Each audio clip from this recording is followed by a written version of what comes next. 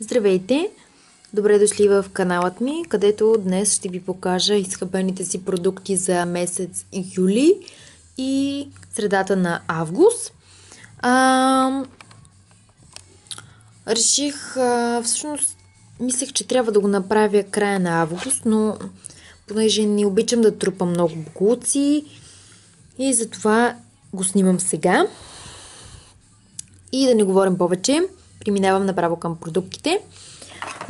Каквото хвана, за това ще говоря. Първото нещо, което виждам, това са лентичките на вид. Мисля, че съм ги показвала и в друго видео. Лентите на Балея за нормална кожа, които са 20 броя. Вътре няма нищо, освен това опътване. Харесват ми лентичките. Мисля, че вършат добра работа общо взето. Но това, че са около 15-16 лева, не е никак бюджетно. Първо, защото за да почистите ръцете или краката си, трябва да изхабите поне 3-4 ленти, ако не и повече, в зависимост. И мисля, че не са изгодна покупка, тъй като доста бързо свършват. Имат 2 кърпички вътре, мисля, че бяха. Те също бързо свършват и просто не си заслужава според мен. Аз бях взела няколко такива и затова сега ги изхабявам, а по-нататък ще си взема нещо друго да пробвам. Продължавам с едни лепенки за рани, които си бях купувала от Джамбо преди известно време. Просто ги взех без да погледна колко са големи всъщност. Вътре бяха 6 броя на цена около 60 стотинки някъде. Но всъщност аз съм взела твърде големи и така е, човек като не гледа, както и да е. Изхабих си ги. Те са за големи наранявания, не за стандартна лепенка. Но какво да се прави? Нищо, свършиха ми работа, но повече не бих си взела такива. Продължавам с един душ гел, който е на... не съм сигурна марката. С аромат на кокос и някакви цветя. Този душ гел мирише разкошно. Много ми харесва как мирише. Опаковката му е 300 мл. Беше ефтин, не помня точно колко пари, но наистина беше много приятен, супер освежаващ и така заслужаваше си парите. По-нататък мога да си купя отново такъв. Едно пакетче мокри кърпи за премахване на грим на марката на Kaufland, които са 3 в 1, които бяха с за суха и чувствителна кожа с екстракт от лайка, бадело масло и витамин Е. Бяха 25 броя, мисля, че да.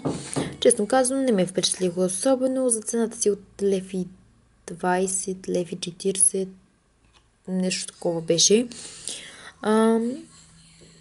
Вършат някаква работа, но не е кой знае какво. Не бих си ги купил отново, но вече по-нататък може и да си помисля, но ще видим. Харесвам повече другите.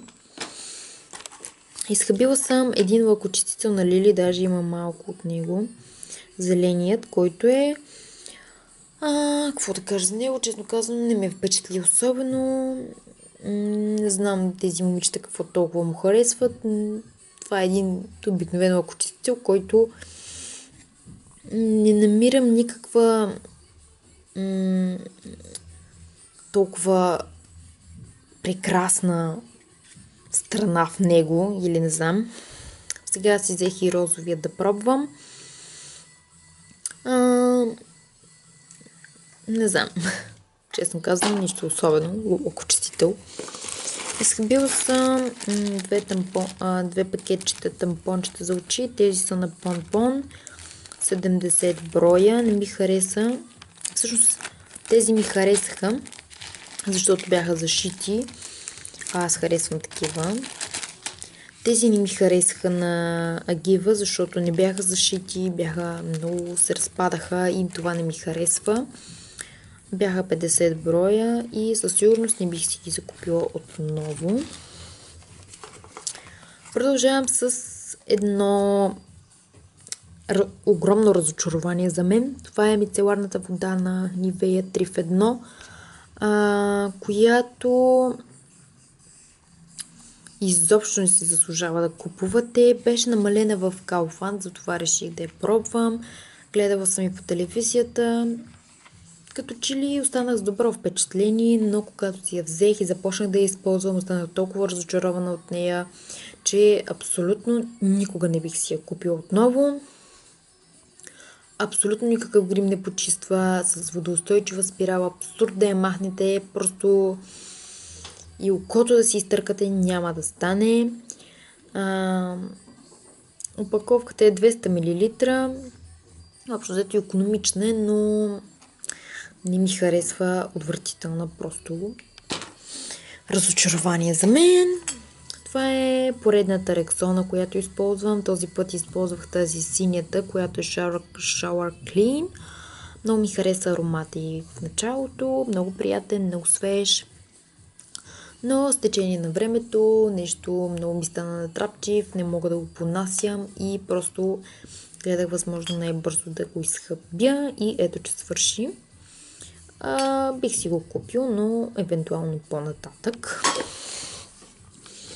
Продължавам с това измиващо гелче отново на марката на Kaufland. Честно казвам, този гел много ми хареса, защото много добре освежаваше кожата ми, добре я измиваше. Нямаше кой знае какъв аромат, но ми хареса. Всъщност такава паковката, но аз съм я изрязала, защото не мога да се добера до самия продукт, който вътре имаше малки такива червени частички. Хареса ми, мисля, че беше за... Не помня даже. За измиване за суха и чувствителна кожа с екстракт от химелис и пъпеш. Хареса ми. Мисля, че за цената си от 3-4 лева някъде си вършише много хубава работа. По-нататък ще си го купя със сигурност. Хареса ми. Останах доволна от този продукт. Тук има някои козметични неща. Това е бронзиращата пудра на Essence Sun Club, която супер много харесвам. Страшно много ми харесваше, но вече се струши и остана само някакъв прах вътре. Опитах се да изхъбя възможно най-много, но вече просто се разпада от всякъде и затова и изхвърлям. Купила съм си по-голямата опаковка. И да, наистина хубава е. Може да я пробвате с пляскави частици. Предполагам, че ще ви хареса. Това е едни сенки на Ruby Rose, които имам от супер много време и просто вече са много стари, затова ще се разделям с тях. Може да видите цветовете. Много красиви цветове, много нежни. Така лесно се работи с тях. Наистина много удобна палитричка за пътуване и за където и да било. С доста цветове, богата гама от цветове. Но вече просто е много стара и годността й отдавна е изтекла, затова се разделям с нея. Малко ми е трудно, защото много си я харесвах, но какво да се прави. Тя е в номер 1. Купила съм си такава, но вече не е същата. Искам да се извиня само за шума, който чувате. Съседите правят някакъв ремонт. Както и да е. И да. Останаха ми две нещица.